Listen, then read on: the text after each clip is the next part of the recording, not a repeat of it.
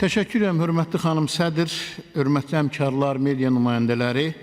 Bu qanun layihəsində Azərbaycan Respublikasının qanunvericilik sisteminin təkmilləşdirilməsi və mövcud idarəetmə strukturuna uyğunlaşdırılması məqsədi ilə qeyd olunan qanunlarda bir sıra dəyişikliklərin edilməsi nəzərdə tutulur.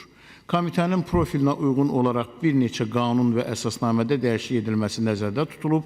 Belə ki, 2011-ci il 23 dekabr tarixli hərbi vəzifə və hərbi xidmət haqqında Azərbaycan Respublikasının qanunun qüvvəyə minməsinə qədər hərbi komissarlıqlar bilavasitə Müdafiə Nazirliyinin strukturunda fəaliyyət göstərirdi.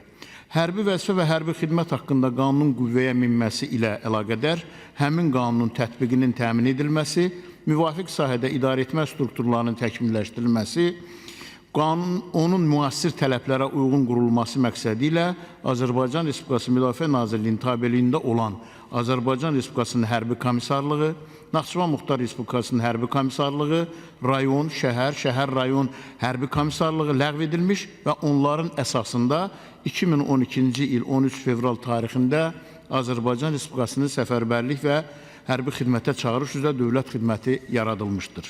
Səfərbərlik və hərbi xidmətə çağırış dövlət xidməti Müdafiə Nazirliyinin tabeliyində olmayan müstəqil mərkəzi icra hakimiyyəti orqanıdır. Bu xidmətin fəaliyyəti və maddi-texniki təchizat qaydası, Cənab Prezidentin müvafiq fərmanları, həmçinin Azərbaycan Respublikasının səfərbərlik və hərbi xidmətə çağırış üzrə dövlət xidməti haqqında əsasnamə ilə tənzimlənir. Ona görə də bu səlahiyyətlərin Nazirlər Kabinetinə aid olması normasını əks etdirən abzasın müdafiə haqqında qanunun 6-cı maddəsindən çıxarılması təklif edilir. Eyni zamanda layihədə göstərilən digər qanunlardan da hərbi komissarlıq sözünün çıxarılması təklif edilir.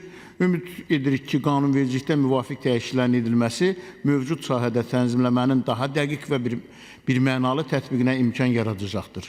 Hörmətli xanım sədr, təklif edilən dəyişikliklər ümumilikdə uyğunlaşdırma xarakteri daşıyır. Habelə normativ hüquqi aktlar haqqında sizin də qeyd etdiyiniz kimi Azərbaycan Respublikasının Konstitusiya qanununun tələblərindən irəli gələrək qanunvericilik texnikası baxımından bəzi ifadələrin dəqiqləşdirilməsi təklif edilir. Layihə Müdafiə Təhlükəsizlik və Korrupsiya ilə Mübarizə Komitəsində müzakirə edilib.